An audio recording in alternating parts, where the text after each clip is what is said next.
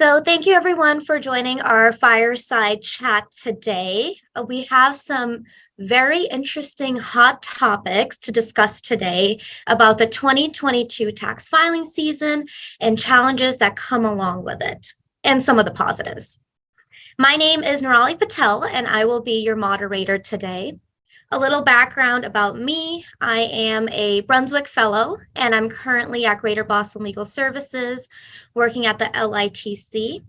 My fellowship project focuses on misclassification, but I do work on all LITC matters. If you have any questions during our panel today, feel free to ask it through the Q&A button at the bottom of the Zoom. We will either try to answer the questions during the presentation, or we may save them for the last 30 minutes, depending on the question. We have 4 amazing panelists today, and I will briefly introduce all 4. Our first panelist is Tamara Borland. Tamara is the director of the Low-Income Taxpayer Clinic program in the Taxpayer Advocate Service. Prior to joining the LITC grant program, Tamara operated an LITC for 13 years. Next, we have Sean O'Reilly. Sean is the executive director for case advocacy in the Taxpayer Advocate Service. Prior to joining TAS, Sean worked in tax-exempt government entities. Tamara or Sean, if you have anything else to add to your bio, you can. No? Awesome. No, that's great. Okay. And then next we have Jennifer Gardner. She is the attorney and director of the Low-Income Taxpayer Clinic of Legal Aid of Arkansas, Springdale, and she's been there for more than 10 years. Jennifer, would you like to add anything? Sometimes I do point out that prior to being at Legal Aid, I was with VITA. So I like to work. I really like coordinating with VITA while I've been at Legal Aid. Awesome. And then last but not least, we have Jonathan Barnes. Jonathan Barnes is the senior organizer with the Tax Benefits Program at Code for America. Prior to joining Code for America last year, he managed the volunteer program at a VITA organization in Philadelphia for 7 years.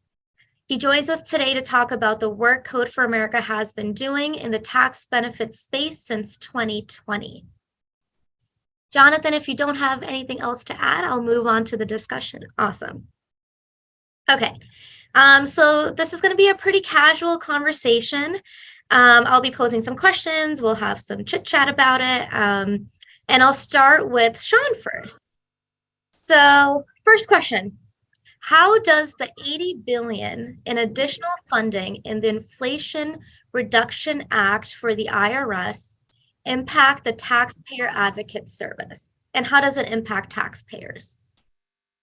Thank you, and good day, everybody. Really happy to be with you all. So that is a really important question to the Taxpayer Advocate Service, and our National Taxpayer Advocate, Erin Collins, has spoken a lot about what she hopes will come from this. So I can speak a little bit to the benefits we've seen right now, and then the benefits we hope are coming, and why we use the word hope, because we're not necessarily have solidity around all of the proposals that might come to fruition with future projects. So in terms of impact to Taxpayer Advocate Service, and the component of that $80 billion, as how the money is allocated is important to us and the agency. There's only a certain component that is deemed services, which is near and dear to our heart in Taxpayer Advocate, and a certain component deemed for modernization efforts, which we should think of more in the IT realm, but also critical to better taxpayer experience and customer experience moving forward. Those are one component of that $80 billion. Another component would be compliance or what we think of as enforcement efforts. So in terms of TAS, if we think about how services could improve, right now, one of the things it has allowed us to do this filing season is offer overtime. So overtime can be beneficial for in particular, two of our job types. The first we refer to as an intake advocate. Those are the folks that will take in the requests for assistance and process those, the initial piece of a long workflow in TAS. And so that first step, having those done more timely and getting cases created is really important. And then the second piece, which folks who work cases with TAS would understand, is our case advocates. Those are the folks actually working to understand the problems and advocating on your behalf with the agency, hopefully towards resolution and potentially relief. So that is a great kind of short-term benefit that we are leveraging right now. Midterm, we also have some initial funding to hire. So being able to staff up, particularly the case advocates, as our inventory still reflects the problems of the IRS backlog today, is something we are very hopeful will help us and taxpayers in the long term. And then the piece where we start talking in more terms like hopeful are the kinds of employee tools that are discussed with this additional funding that could really help streamline how we interact with the taxpayer and give them a quicker, easier, hopefully more responsive experience. So those include things, the IRS term for their project is called enterprise case management. If we have the ability to literally create a more streamlined and comprehensive case management system within our operation that brings in the right data, that allows the taxpayer to come to us and meet us where they are. So have more online capabilities in addition to some of our standard channels. We think we can get things started much quicker and understand how we can then intersect with things like just more automated tools like AI and business rules and be able to help that process along in ways that will use our human resources to their best way and give the taxpayer a clearer, more timely picture of where they are. So a lot of excitement in terms of what these things could bring for us as an organization and the work we do for taxpayers. In terms of taxpayers themselves, if I thought about the today and what the wage and investment organization is doing in the IRS, one of the things that funding has allowed in the short term is their own hiring. So them having the ability to bring in 5,000 customer service representatives for those who have intersected with the IRS over the past month, they've hopefully noticed a significant improvement in their ability to answer phone calls than what we experienced with the agency last filing season. So Treasury has suggested a very high level of service, is what they refer to in terms of how many calls the agency has the capability of answering. And over the past 4 weeks since filing season has started, the IRS has worked hard to meet that level of service. So hopefully across whether it is practitioner line or our taxpayers, folks should be getting someone on the other side of their line and not the kinds of problems that I think many of us have heard about with either long hold times or courtesy disconnects and things like that. And then what we are looking forward to in terms of support to taxpayers, again, kind of opening up channels and meeting some of our customers where they are, is the IRS being able to do things like broaden the capabilities of their individual online accounts.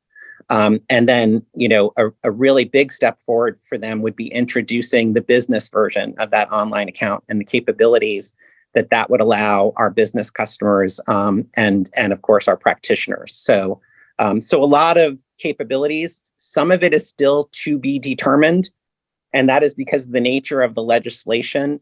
And so the Inflation Reduction Act and its $80 billion came with a requirement that the IRS build a plan and deliver that plan for how this would be spent over the next 8 to 9 years.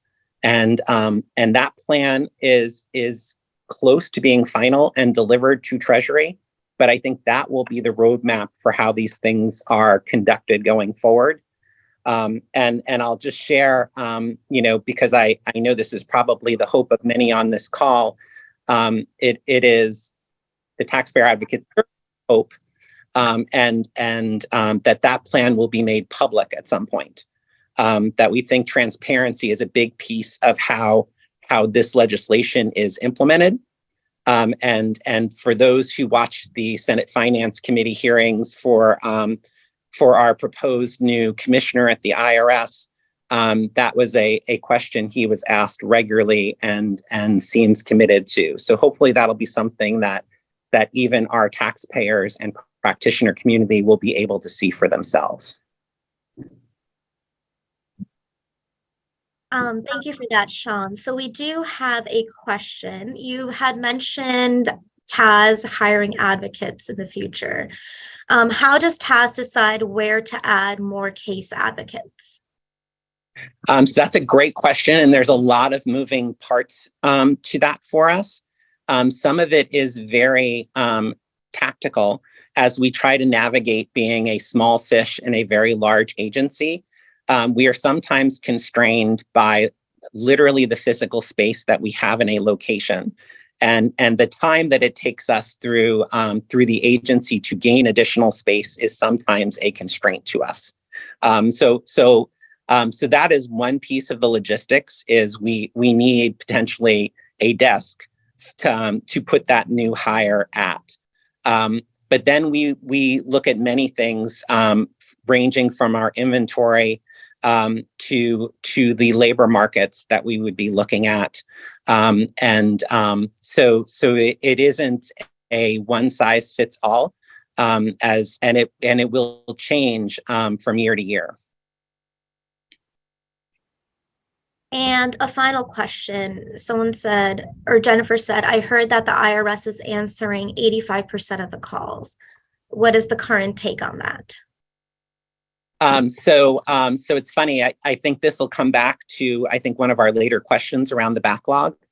Answering 85% of the calls is a very good thing for the people on the phone, and potentially a good thing for the agency, because many of those folks last year who couldn't get through wrote a letter.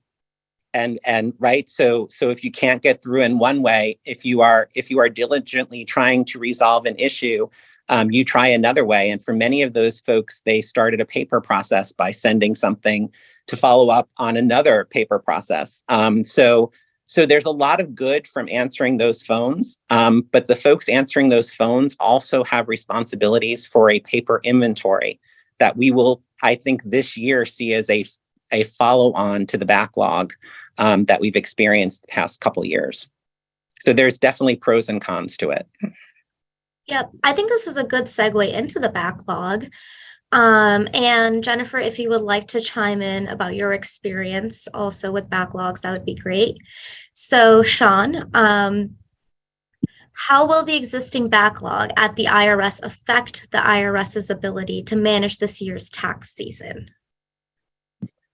So I guess, we start glass half full.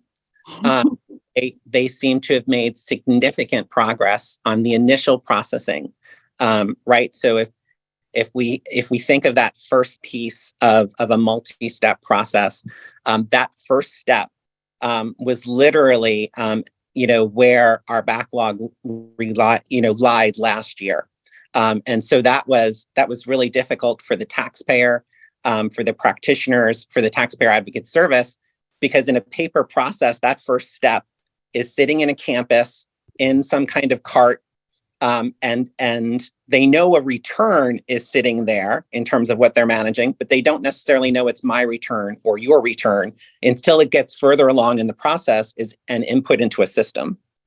And so advocating for a return that the agency can't literally, put their fingers on easily, or the practitioner getting information on that on behalf of a taxpayer was really frustrating, I think, for everyone involved around that process. So the good news is they seem to have worked that component of the backlog to a much healthier place this past calendar year and seem more ready to take in that paper. Still hoping that, you know, our taxpayers understand the easiest way to a process return when possible is electronic filing and double check your math so that we don't end up with things like math errors that slow us down. But they seem much better prepared in that initial step to taking in paper this year. So glass half empty. All of those millions of returns that they caught up on last year, some of those things will have had problems and so are now further along in that workflow kind of downstream. And so we will see challenges, I think, from the Taxpayer Advocate Service, from the taxpayers, from practitioners. We will see problems potentially that are different. So now instead of me saying that I have a paper filed return that hasn't been processed yet for an extended period of time, I might be further along in some kind of unpostable or reject kind of situation that is also a significant lag, but it is a different issue that we will potentially be hearing from our taxpayers on. So if there is a plus to that, you know, is at that stage, we know the return is there. So now my return is in a system and we understand potentially from, you know, by looking up in the IRS's system, why it's not yet processed. So we will have in those circumstances a greater ability to directly advocate on that work because we will be able to do the research and the advocacy to be able to go request, you know, due to hardship or whatever the circumstances are, for that to be moved along or to request the documentation from the taxpayer that potentially resolves that issue. So there's certainly still work to be done on the backlog this year. Our National Taxpayer Advocate, Aaron Collins, kind of refers to it in the annual report as a light at the end of the tunnel. And her concerns is she's just not sure how long that tunnel still is. Well, you gave me a lot to think about, Sean, and most of what you talked about was the initial processing of paper returns, those returns that we can't find, or even maybe e-filed returns that haven't gone anywhere. And I would say at the LITC, we have cases that are at all of those other stages, like you said, and yet if I were to evaluate, take a snapshot right now, I would say I just got very busy now that filing season started with a lot of new cases. And yet back in January, which was a little quiet, I had 60 old cases. And the old cases were really just swimming along and assuring the taxpayer that something is being done in the background, and they are in appeals, in tax court, in exam, in taxpayer protection, innocent spouse, especially innocent spouse, but they're all over the place. And it's really hard to explain to our clients what's going on, because they don't think they think we're not doing anything. And I'm sure the advocates have exactly the same problem, is that, they say, well, we'll get back to you in 4 weeks, and we hope to have something in 4 weeks. And they don't understand. I've had a few calls where people are really, really angry that their problem isn't solved once it's addressed. That I gave the documents, Jennifer, I gave you all of the documents, and then we hear back from exam that they're going to look at it in, 120 days. And that's a good one. They don't understand that they did all the work, and yet it's still going to be 120 days, or, an innocent spouse, they're not even going to open the envelope for 270 days. So I think there is still a, despite the fact that I've heard reports that things seem to be going back to pre-COVID levels, And that's what people say out there in tax land, pre-COVID levels. I heard that several times in the last 24 hours. I don't think we're anywhere near that because of my aged cases that we just can't get anywhere. Now, you also made me think, Sean, and this is great that this is a chat, is that I could rush almost every single one of those along if I just gave them to you all and said, this is a hardship, but we pick and choose, and we say, this person was already evicted. This person is already on the street. This person is already homeless. Please, take care of them. But to me, it's always been bothersome of who we push to the front of the line ahead of everybody else who diligently sent in their exam documents and whatever. And I have to do that prioritizing, every single day. So it's a great point about what you're doing. And one of the things that I didn't mention when I talked about the hiring that the agency has taken advantage of, that wasn't the only thing they did to try to work the backlog. Some of the other things they did, and they used the term surge, was they took employees from other areas of the agency to help work where they had those bottlenecks. And we have concerns in Taxpayer Advocate Service because some of those areas like exam are where some of our other casework is. And we can't necessarily pinpoint that those are direct delays, but we do have concerns that as those resource allocations are trying to address problems, we're seeing kind of downstream impact from it. So I think it's a great point.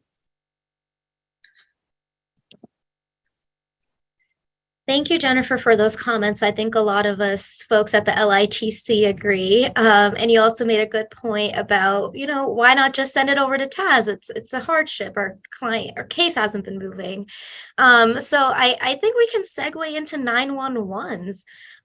Where does an LITC send Form 911 for taxpayers?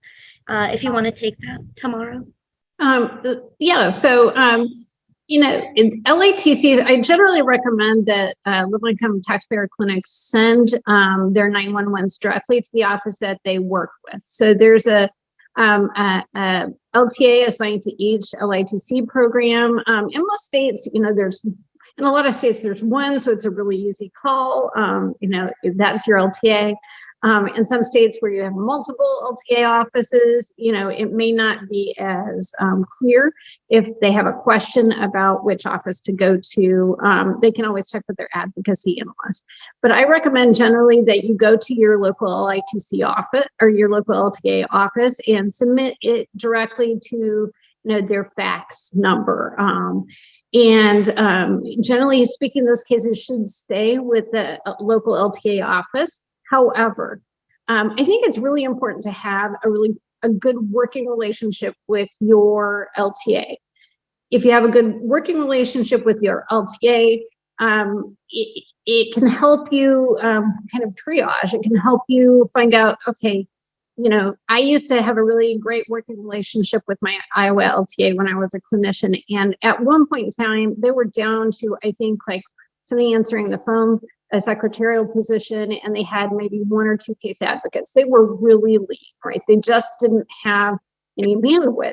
And, realistically speaking, I'd prefer to have my cases handled in Iowa, but, waiting, their ability to really handle additional requests was not that, they didn't have that much bandwidth. So in those circumstances, I did, they did balance it through the inventory balancing, or and my case was served by a different office. So I think that having that good relationship with your LTA is a great start, and can help you kind of gauge what's the best approach. But I would say, as a general rule, submit it to your local office versus sending, talking to the 800 number, or the toll-free line rather, or sending it in that way. I would definitely do it to your local, send it to your local office.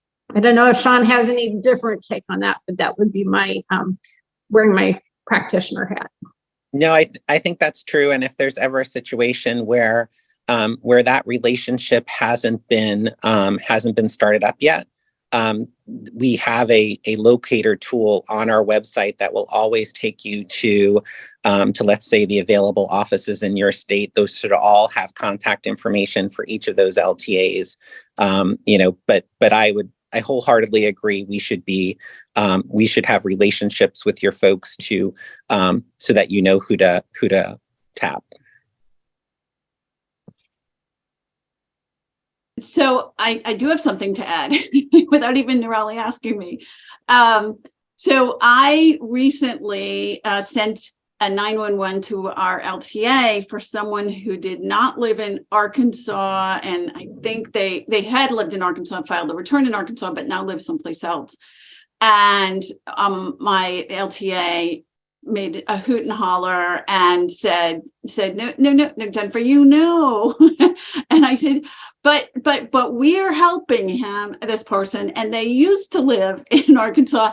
And they said, yeah, we get it. And you submitted the return and okay, one time. So then the next time, which actually was like 3 weeks ago, I had another one in a similar situation. And I went to the Seattle LTA, Taxpayer Advocate Office, by using the tool. I found the office in Seattle, and that was near where my taxpayer was. And I was very reluctant to do that because in prior experience with TAS, every time my 911s had been sent out of Arkansas because of the inventory balancing, and they were Arkansas taxpayers, I got awful results, just awful. I mean, it was just 100% awful every single time. So I was very reluctant, but I have to say that the Seattle office got back to me within 5 days, which is basically the way they have been in Arkansas. They've always get back to me within 5 days to open the case and give me their take on the case. And I'm very happy with what I did. So it was a thumbs up. One little bit of advice was sending the 911, which Tamara could have definitely said because she knows this. If you know what they need for your case, just send it with the 911. I almost always get a call from the case advocate that says, Jennifer, I opened your case. Our next contact date is March 1st. I have everything else I need. That's the extent of the conversation. And then we talk about something else like the weather because I sent them everything they need because I knew what kind of a case it was. I knew what they needed to move forward. And that really helps. I mean, they love that. Well, I think that's really a great practice tip in general. Jennifer, is like, if you want a result, make it as easy as possible to get that result as you can with the least amount of fuss. So obviously, if you can lay it out, you can provide the information that you know that is likely to be needed. Obviously, that just makes it that much easier and that much more quick for the person on the other end, be it TAS or the IRS person working a case to work it. So that is a great practice tip. And I think it's super helpful to do that. I don't think that I have any other recommendations about the 911. I always, they ask about best times to reach you. I think that's important information. I guess the other thing I would say is that if you do experience less than satisfactory service from the office that your case is assigned to, just so that you know a little bit about the structure within case advocacy. And Sean, you can, chime in if you have any corrections or a different take on this, but my recommendation is that, if you have an issue that you can't resolve with the case advocate, that case advocate usually either has a tag in, which is like a manager directly over them, or they report to LTA. Talking with either that tag or that LTA, I think is a good next step. If you have difficulty with the LTAs, we have deputy directors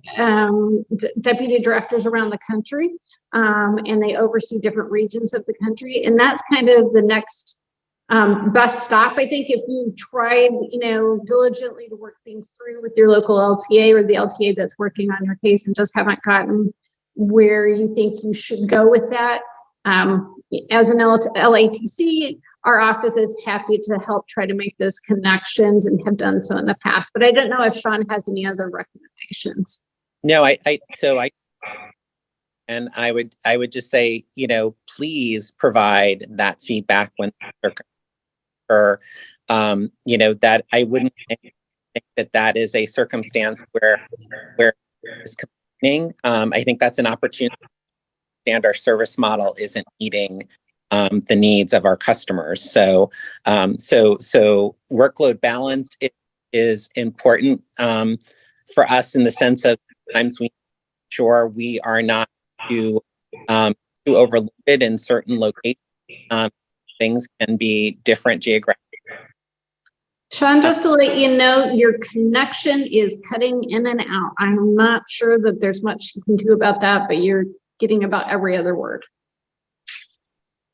Okay. Is better?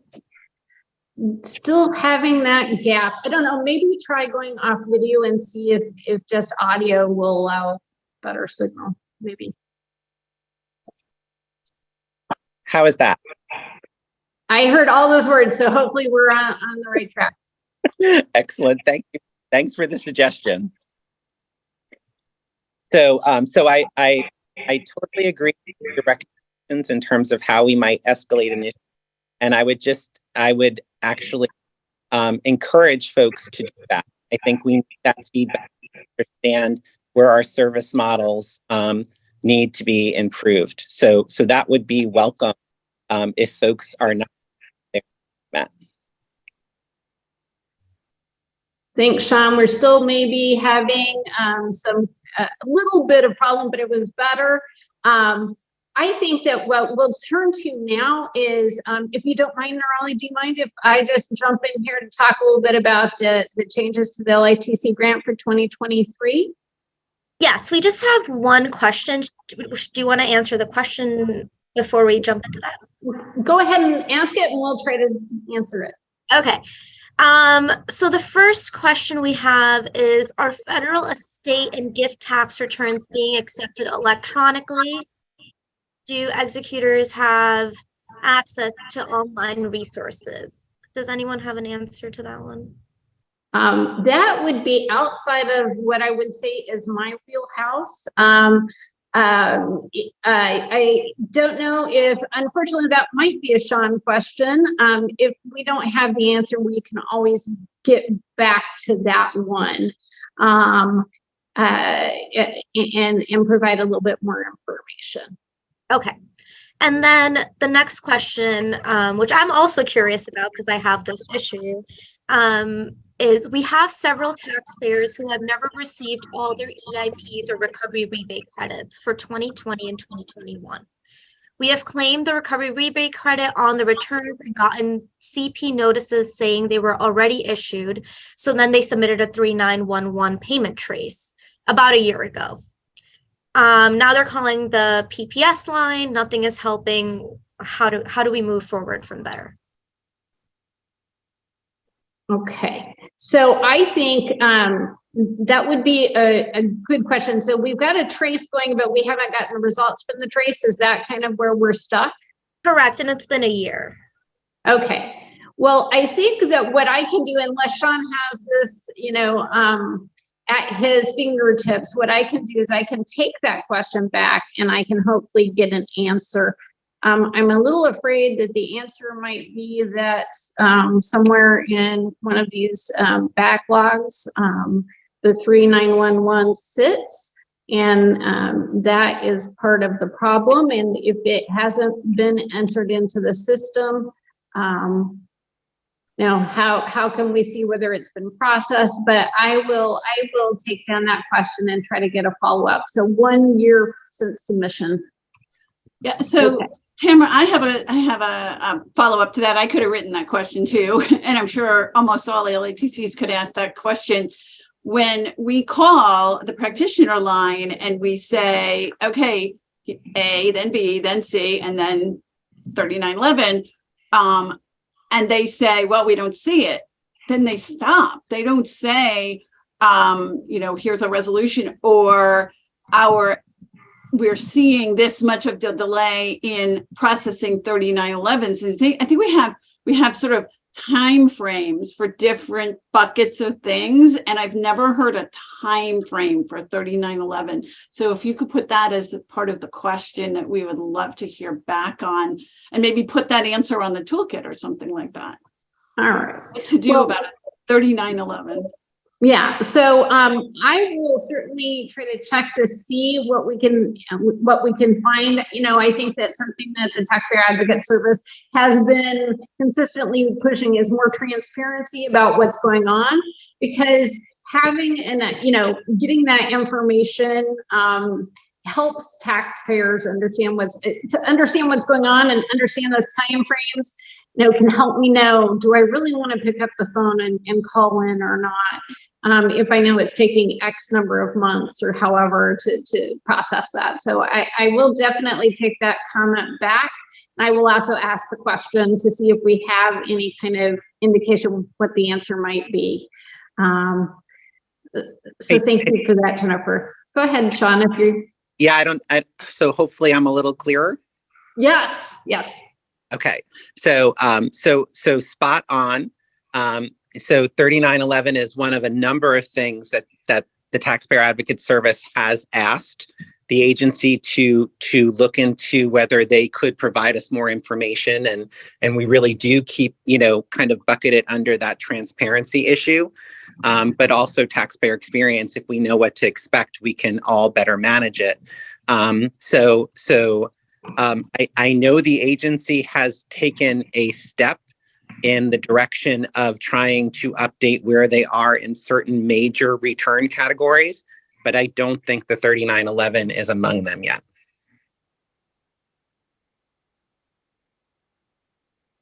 So I guess what we can offer is a stay tuned. If we can find the answer, I'll certainly try to share that out.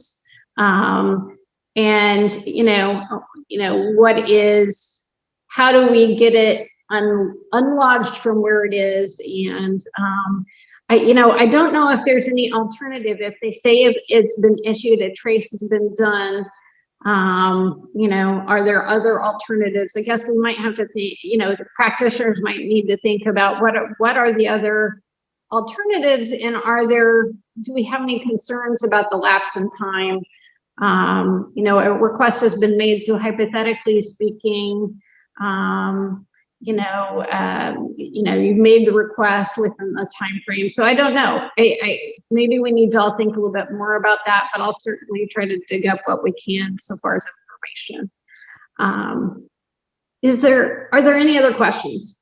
Yes, and they're good questions. So the next one is, should we be getting some sort of response to every 911? I was told last year that if we didn't hear anything in 3 to 4 weeks, TAS just wasn't going to take the case. Is that true? I'm going to let Sean field that one.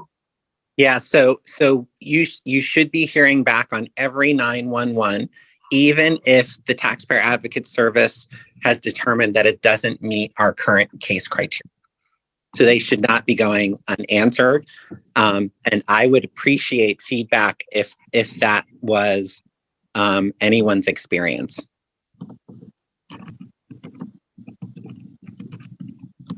So, okay, I'm sorry, go ahead. Oh, I was going to say, if we want to move on to the next topic, and then we can come back and answer some questions after. Okay, sounds great. So very quickly, and I'm just going to spend a couple of moments answering the question about the LITC additional funding, just to provide a little bit of clarity around this subject. So what is important to understand is that the money at present time is 1 year money. The cap is 1 year cap increase. We're always a 1 year money kind of organization. We get appropriations each year. It's on a yearly basis. We have to wait until the appropriation is passed. So that isn't new. The cap being a part of that appropriation is new. The cap is actually part of our statute. And so for a permanent solution, the statute would need to be changed. So it's kind of a two-piece question. One question is will Congress continue to extend the cap beyond 100,000? We don't know the answer to that question yet. I'm hopeful that they would, because I think that the reason that they did it this year is because, in real terms, the $100,000, if we look back to 1998, now it's like $180-some thousand is what it would mean in today's money. So we really need the increase in order to sustain the program. And then as to the additional funding provided, which was an additional $13 million, I think that is, we don't know until the appropriations are passed for the next fiscal year. What we're trying to do, and our plans for that money, is that we're doing two things. If you're a current LITC, we have an internal process that we're using to field requests for additional funds up to that $200,000 level. And secondly, for external folks, for folks that aren't currently an LITC, we're going to be publishing. We're very hopeful that it'll go out early next week, publishing a Federal Register announcement of the ability to apply for a grant for the 2023 grant year. Those grants usually, once we get them in, process them, notify the grantees. Usually, they have 6 months in which to spend that money, and so that's what we're doing. We're looking at the requirements for the grant, what's allowed, what are allowable activities, and we'll have some changes, but those aren't finalized yet. But they should be by next week.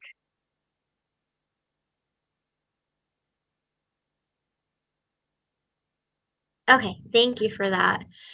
So I think we're going to be moving on now to some issues that will come up this current tax season. So can you talk about what an offset bypass refund is and how to request one very generally? Hey, so this is Sean, and why don't I take that first step?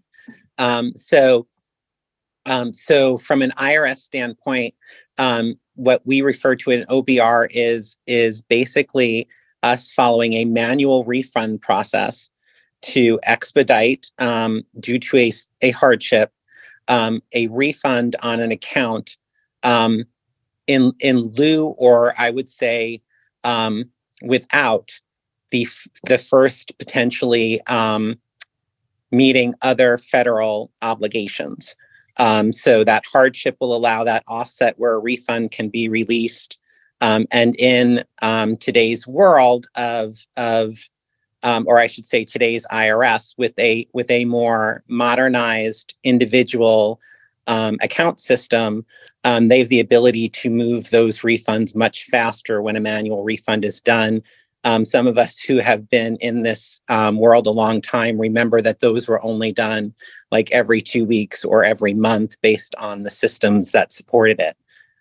So TAS has the delegated authority to do that in circumstances, but it is the offset bypass refund is an IRS process. So we are generally obligated to their rules in terms of what we need to conduct that. So in terms of intersecting with TAS, that 911, is the best way to bring it. And that relationship that we talked about earlier with the LTA that is servicing your clinic, if that's who's bringing the case, is probably the fastest way of getting it there. And just before we move on, I would love to hear comments about OBRs from Jennifer. We just had a few questions about 911s. How long should we wait for a response to a 911? So we are working hard to get that response time down.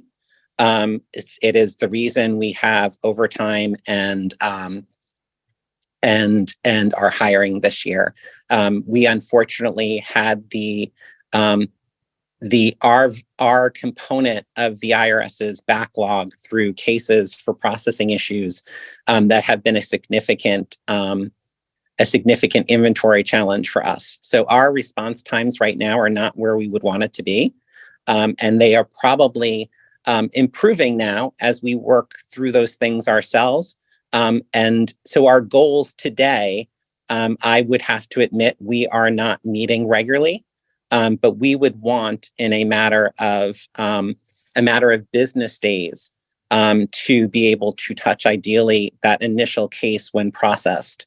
But we are, again, we are struggling to make that first step that we talk about from an intake standpoint to have, let's say, within 10 days, that case and initial contact made.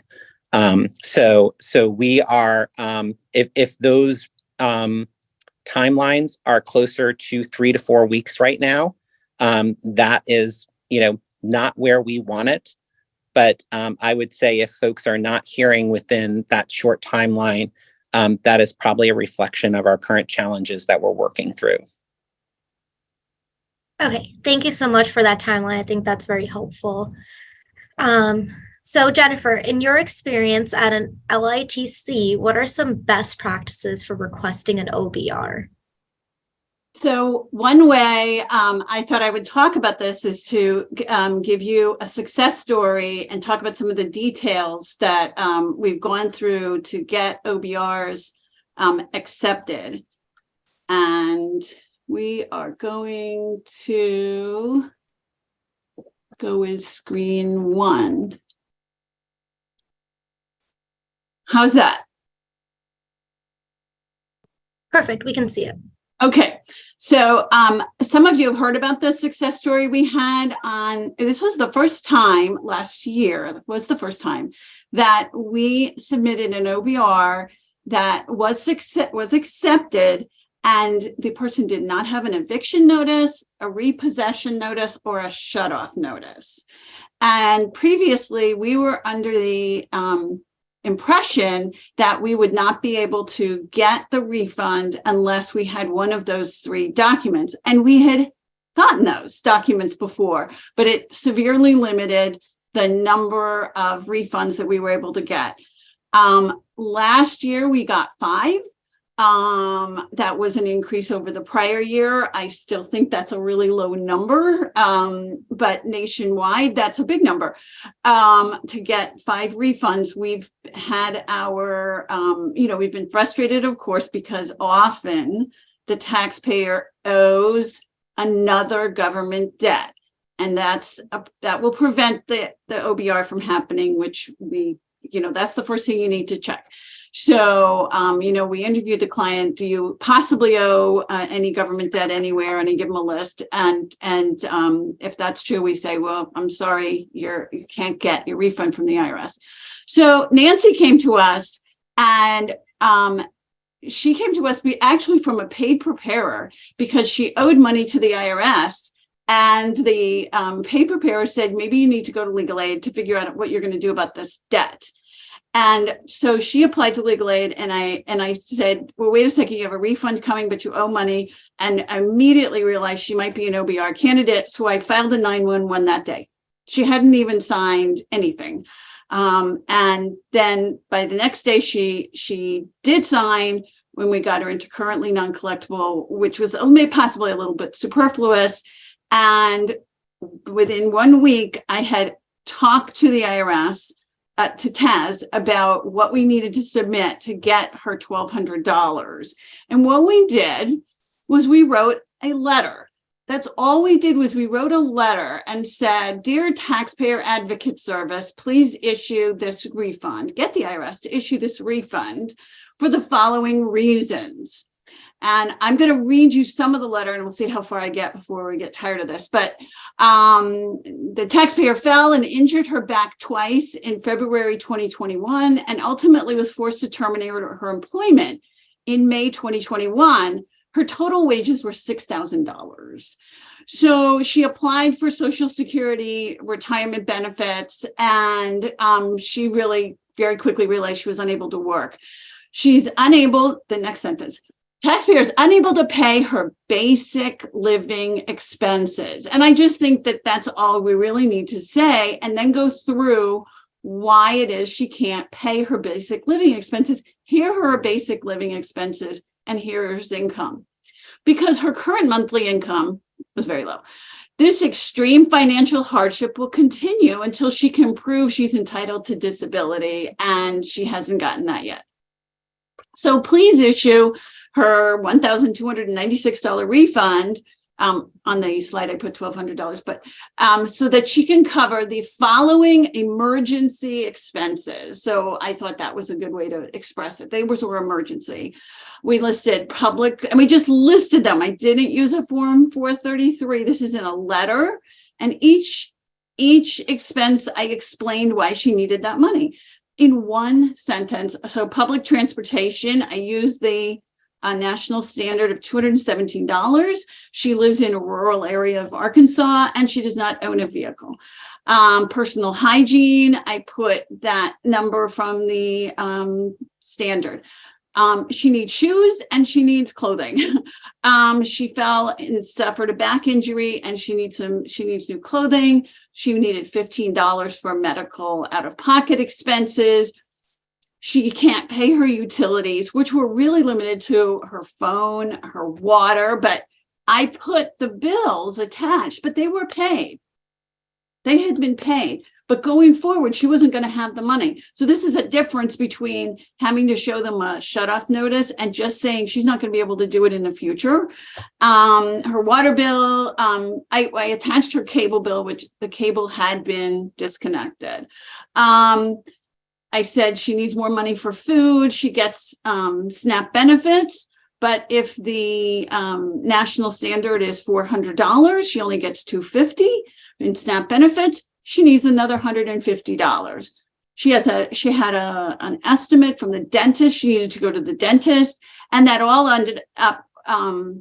It all added up to $1,230. Now remember, the refund was $1,296, and Taz said, we're not going to quibble. We're just going to say, get her the $1,296. Okay. Basically a week later, she had a refund. She was crying and screaming on the phone to me. So we got her act together. And this is why I brought this case to our attention today, is because this week I just got her offer in compromise accepted. So she's not going to have this problem anymore. And she's just over the moon. She just can't believe it. She's never going to have, if she were able to go back to work, she wouldn't have any more offsets. We've solved her whole problem. She has been with us for precisely 1 year. You can see it on the dates, but we did get all of her problems solved. The key, however, is that we had to get her. And you all know that you have to work with VITA and you have to work with all your community partners. And I had a conversation on the phone today at 6 minutes before this program started. And my panelists saw that I was talking on the phone. I was talking to the head of the AARP tax aid organization in Arkansas. And I was telling him about sending us OBRs and explaining to him what OBRs were just today. And I said, don't forget. Now, he's been doing this for a decade. And I said, don't forget. And he goes, what's an OBR? And I was like, you haven't been watching our presentations. Oh, my gosh. So we've got to teach the community that the people we see, who are in such incredible need, who come to VITA and say, the key words, of course, when they come to VITA is, I'm not going to get my refund anyways. And then the volunteer says, I'm going to see if I can help you. All right. So when you're doing this, I'm sorry the print's so small, but when you all have this on the recording, I thought I would put on a slide, rather than reading you, all of the applicable IRMs that you could use in your conversations with the IRS or with TAS So you have them at your fingertips. Just save this slide, print it, whatever you want. I thought Sean brought up a really interesting point that I was going to bring up also. The IRM says basically that the IRS, that the basically customer service, you can call, taxpayer can call and say, send me my refund. I know I owe money, but please send me my refund. And they can work it. Or you can call TAS. And I've tried calling the practitioner line and asking them to start an OBR, and they've turned me down. So, but Sean says the best way is to go to TAS. We have only gone to TAS because that's the only way it has worked. So I would love to hear anybody's responses, either in the chat here or anybody wants to send me emails about how it works if you go directly to the IRS. The key IRM here is the first one, which says there is no exclusive list of expenses which would qualify a taxpayer for an OBR. So what we have done is I just interview the client to death. I mean, I had one this week, and it was quite time intensive. We've had 2 45-minute conversations trying to figure out if there was a way we could convince the IRS to issue her refund. The answer was no. We were so creative. I gave her an intervening weekend to think about it, to figure it out, and we couldn't figure it out. But usually we succeed in finding a way that we think will convince the IRS and TAS, and it works, that this person is in hardship. And of course, we have very poor people in Arkansas. We have lots of candidates for this.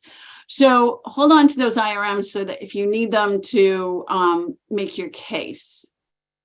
Nirali, does anybody have any particular questions more about OBRs? Oh, let me say one more thing. I've given presentations directly to VITA, trainings about OBRs, but we really, really, really have to get them to come to our office. And now is about when I think it's going to start, because people with debt are going to start doing their tax returns. They tend to not do them during the first few weeks of filing season. But I talked to TAS, our LTA, and I said, have you gotten OBRs already? Oh, yeah, I've gotten them. Come directly to them. So at any time, you could look in your cache of clients that you have who have debts and ask them about their filing and grab them and get them. We do have to worry about the 23C date. I don't think Sean mentioned that. He did mention that the time frame is very compact. I train my people, the VITA people, whoever has this, the client, and I say, I want to hear from you the day you file your return. That's it. Just that day. I said, if you wait till the next day, we might have missed the opportunity. That's the way I tell it to them. So Nirali, do we have any other questions about OBRs? No, we do not have any questions about OBRs. But we can move on to top topics for 2023. So my top topic always in December, January, February is collaborating with VITA. And I think you've got to give in order to receive. You have to promise them that you're going to help solve their problem, the taxpayer problems for these poor people who have come to VITA, and they're going to they're going to send you the clients, but you're going to send them lots and lots of taxpayers to do their tax returns. So we have lists. We train all of our personnel at Legal Aid. We have an intake question so that during filing season, every intake that comes into Legal Aid of Arkansas, every person is asked, would you like information about how to file your tax return for free? And then the person on the phone has the list and can explain to them how that they can either do free file, or we can send you to a VITA site. Would you like me to look that up for you?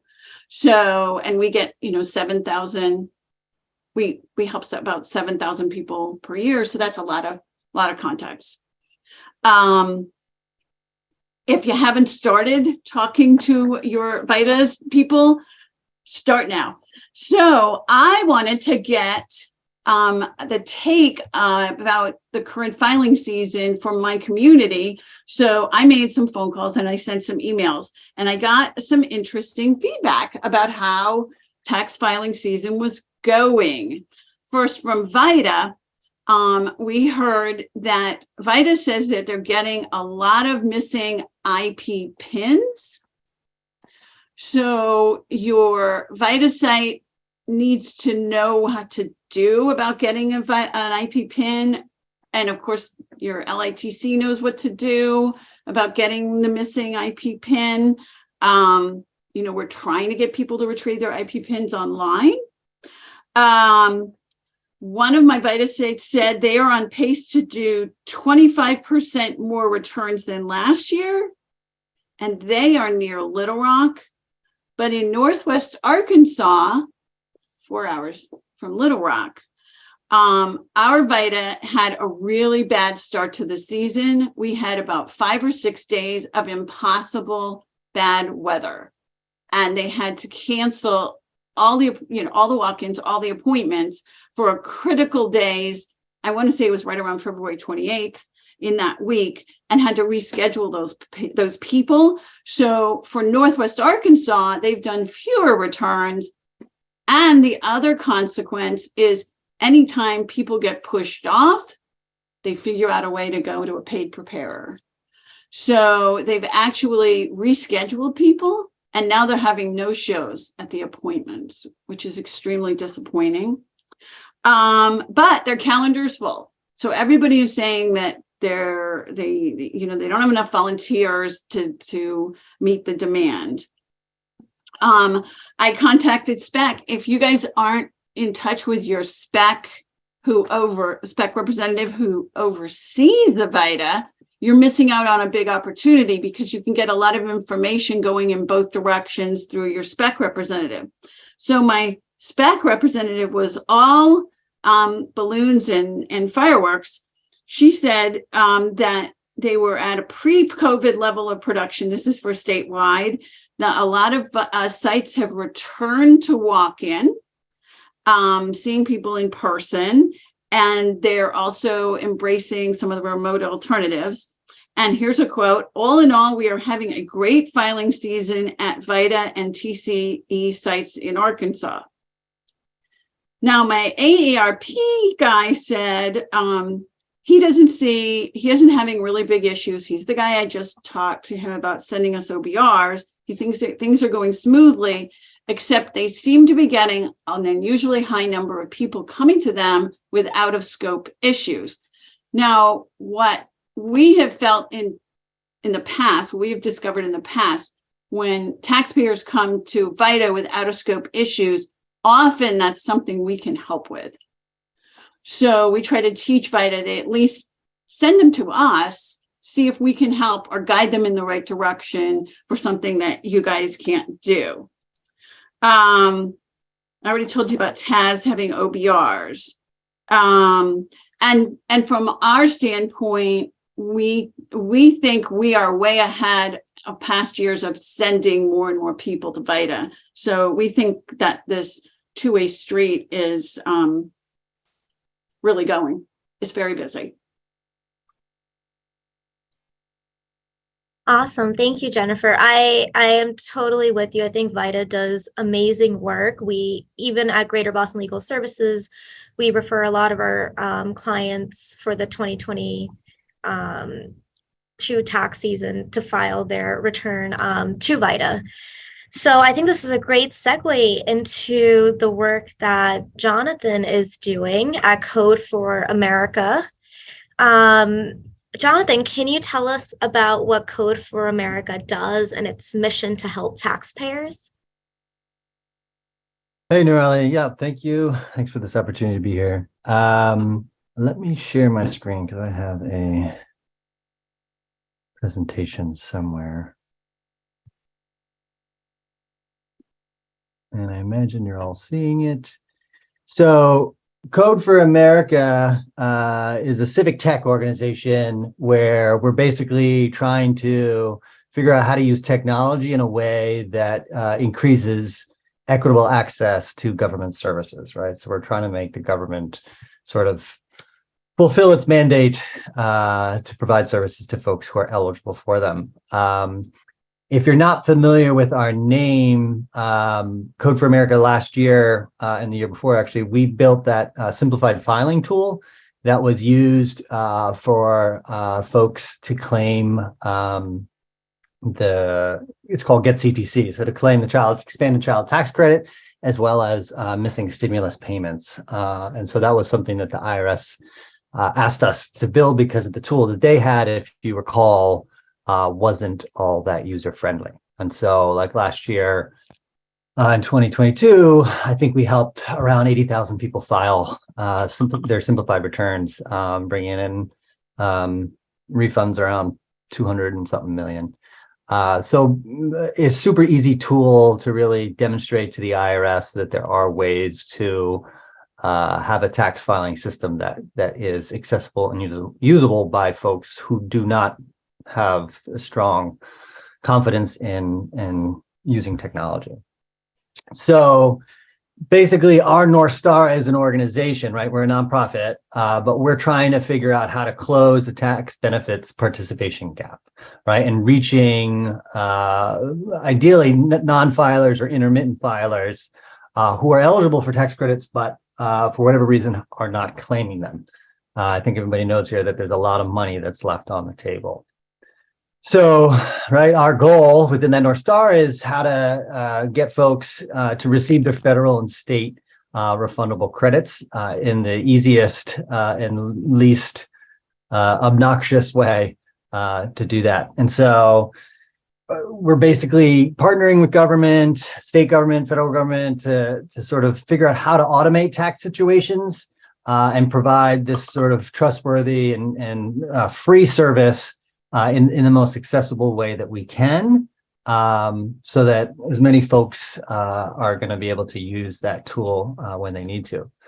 So the key themes of our work, right, is figuring out how to have that close relationship with government so that we can help them figure out what is the best tool to make sure that their services are accessible by their constituents.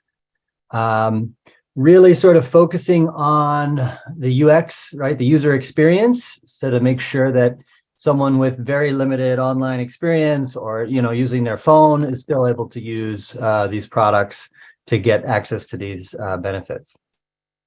Other part of it is, right, is collecting the data and learning from sort of our work and figuring out how to improve it, and also providing that information to government and agencies so that they can, if they have similar products or are trying to reach out to folks, we can provide them with guidance. And right then all our work is sort of iterative and trying to really improve upon what we've been doing in order to increase that access. So in 2023, our main focus areas is get your refund. So right now, Get CTC is no longer a thing, right? Because that was not expanded into 2023. And so Get Your Refund is our main tool. And if you're not familiar with Get Your Refund, it's basically, we launched it back in 2020, right before the pandemic, as a pilot to sort of test out what a virtual version of VITA could look like in order to, like I said, increase access to folks who otherwise don't have a VITA site in the area or just aren't able to access it. And so Get Your Refund has sort of grown year to year with VITA partners using this virtual platform to reach taxpayers, collect their information, communicate with them, and then using TaxSlayer, right, whatever tax software they use, build their tax returns, and then ultimately getting that return signed through Get Your Refund and then submitted to the IRS. So this year, we are just continuing to offer GYR to our VITA partners and trying to improve it so that it is, again, as best a tool as it can be for both VITA to use, but also for these clients who are coming to to us through the website. And then sort of another focus this year is trying to do some experiments and ways to improve access to tax prep services for low-income taxpayers. So I'll touch on that a little bit at the end. But let me just go into what getyourrefund.org is. Again, if you're not familiar, right, it's this online platform. Think of it as like a virtual file management system, right? It's like a cloud up, and basically clients come to this Get Your Refund website and are answering questions. So basically filling out the 13614 on which gets produced on the back end. And then they're basically uploading their documents and creating that virtual tax file that eventually then gets assigned to that local VITA partner that is servicing that geographic area, or if that VITA site is at capacity or it doesn't exist, then it goes to a national overflow partner. So it's really just that sort of tool that's connecting taxpayers to VITA, to free filing resources or other free filing resources as well. And for this year, we have about 80 partners across the US who are using Get Your Refund. So basically on that website, there's a range of services that we offer. So the VITA location finder is just connecting to the IRS database of VITA organizations, but just an easier, more user-friendly and mobile-friendly interaction or interface. And so if we're at capacity or the client's at a scope, or well, not at a scope, but needs to find a local VITA organization, they can use that tool. Get Your Refund is also set up to be a digital valet. So basically a way for VITA sites to, if they're at capacity and they can't handle any more in person, they have another way of doing intake and getting clients in the door and providing service to them and using their virtual team to do the actual tax prep through Get Your Refund. So that digital valet is a service that maybe a third of our partners offer to their clients. The digital intake, right, is just going through that flow and basically creating that 13614 to make sure that those questions are answered. And then I guess 211 is providing supplemental sort of support that folks can call in if they need that support.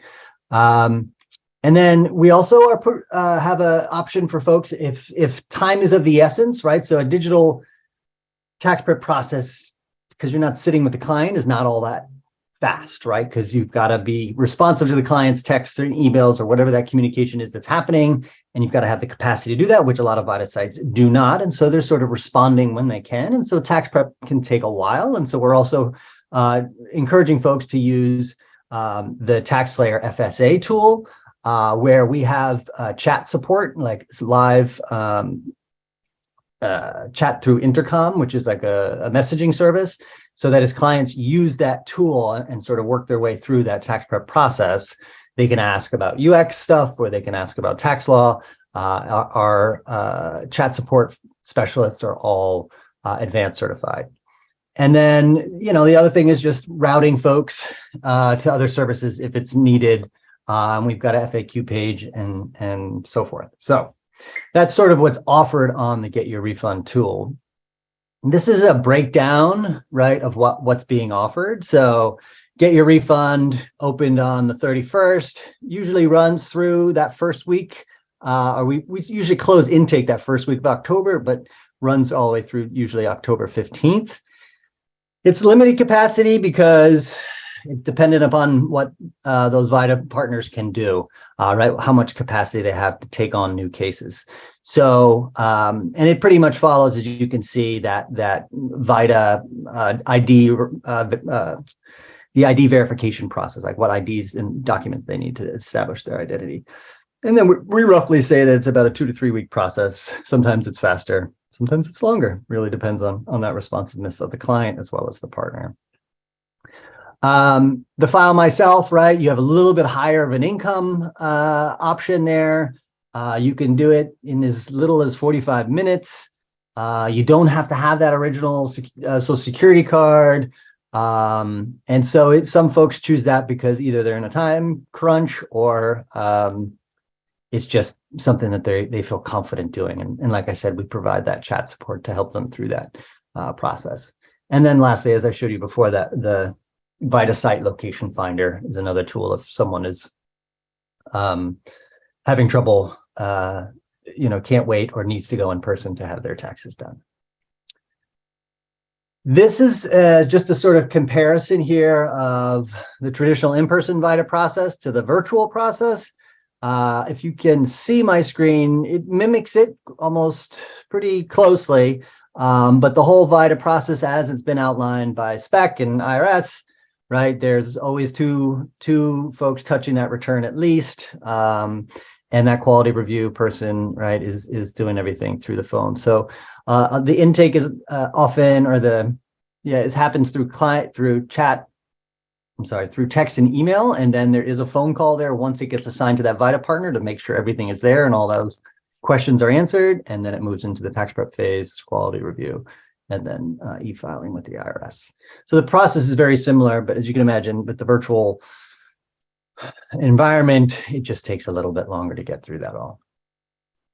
So results and lessons learned since 2020, we filed roughly 182,000 returns, bringing in about 512 million in estimated refunds.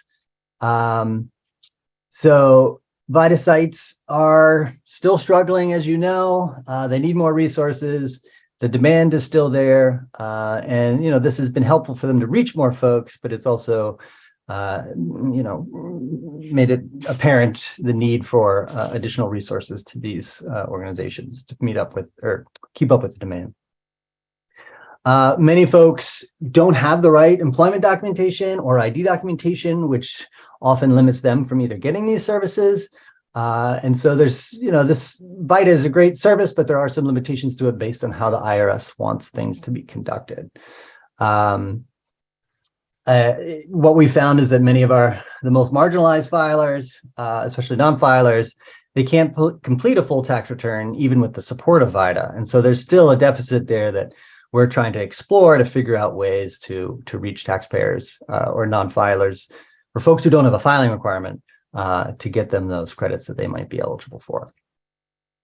So as I mentioned in the beginning, we have these doing some experiments this year to try to figure out ways to improve VITA, but also improve the whole tax prep process, specifically for low-income and no-income filers.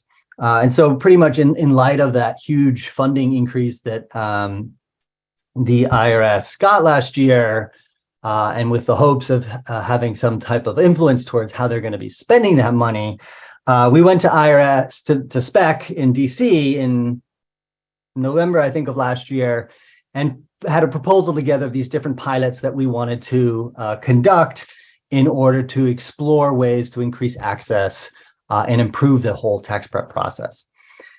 And so that first mini pilot that we're going to be doing is called Carryover. And basically, we're sort of trying to explore what an expedited or pre-filled filing system could look like, where we'll be using 2021 data from clients last year, bringing that forward and trying to create that tax return before fully interacting with the client, and then getting them to verify their information and upload their new tax documents and then prepare that return and file that with the IRS. And sort of observing sort of everything that happens during that process, sort of how do clients verify their information? What do they think of the experience and so forth? But really trying to figure out what a pre-filled system could look like, so that evidence will be important in our conversations with the IRS on how to improve things. Another one is looking at DIY support. So, right, ID verification. And so ID verification, as you likely know, is often a barrier for many folks to accessing government services, and in the VITA world, getting help by a VITA organization. And so The spec has given us sort of the green light on exploring different ways of doing ID verification, still in a robust way, but sort of looking at other ways that someone can establish their identity without just sticking to a specific set of documents. So we'll be coming up with an experiment to figure that out and develop some best practices around that. And then lastly, we are going to be doing some DIY support, sort of looking at different ways that a client who's using some DIY software, the support that they need to get through to the end, to filing and to getting accepted. And so we're going to be basically looking at different or offering different levels of support to clients as they use the Taxpayer FSA tool, and sort of comparing those results to determine what was the best or what was the most successful type of assistance that we were able to provide that got that person through to the end. So these experiments are still in development, trying to figure it out, working with the IRS, and that's sort of where we're at this year. So that is all that I have. I don't know if questions were posed, but happy to answer any if people have them. Thank you, Jonathan. We don't have any questions right now. Thank you for all that information. I know that GBLS uses the Get Your Refund tool, and we definitely promote it here for a lot of our clients. It's definitely helpful. And I'm with you with the ID verification. I don't know if anyone else, any other LITCs have had this issue, but getting a client's ID verified using the IRS tool has been very difficult. One way to combat that that I found helpful is the IRS is having the Saturday face-to-face days once a month till April or till May. And you have to check if your location has it. So for example, in Boston, we had it in February, but there's no date scheduled for March, but there is for April. But I sent 4 of my clients there with no appointment, and they all got their identity verified. And that was just such a big win. It was amazing. I got to close their cases. They got their refund. So definitely look into that. But yeah, do any of the panelists have any last minute comments? Well, I saw a couple of questions in the chat that we haven't addressed, and I'm going to check into both of those and see if I can provide some answers. One, I don't know if any of the other panelists saw the questions. There was one about a practitioner that's trying to get information regarding an innocent spouse, a client who had filed an innocent spouse claim that had been denied, and now being unable to get information from practitioner priority, specifically the transcript for that individual. It's been a while since I've done this. I do recall that, once you file an innocent spouse claim, I believe they mirror accounts. And so getting them an account information that accurately reflects what's going on is a little bit more of a challenge. But I've asked for some suggestions, and we'll try to get back with an answer regarding that. The second question asked is what's happening with the postponed filing season from 2020. Where there's a different consequence. If you postpone a filing season, there's this weird thing that happens where you're technically have filed the return on time if you file it within 3 years. However, the look back period for how much refund you can get is tied to the original filing due, what is considered the original payment date of those taxes, which is April 15th. And so many people may assume that you're able to, if your tax return season, if the due date of the return was postponed until July 15th, well then I have until July 15th, 3 years into the future, in order to request a refund. But the reality is that those taxes were deemed paid on April 15th of 2020. And so if you file your claim for refund after April 15th, 3 years hence, then your refund is no longer available to you, even though you technically filed a timely request. It's a technical provision of the refund statute, and it's a look back period. And so the NTA has been asking repeatedly for a solution to this, and we remain hopeful but don't have any answers as to whether or what the solution might be from the IRS side of things.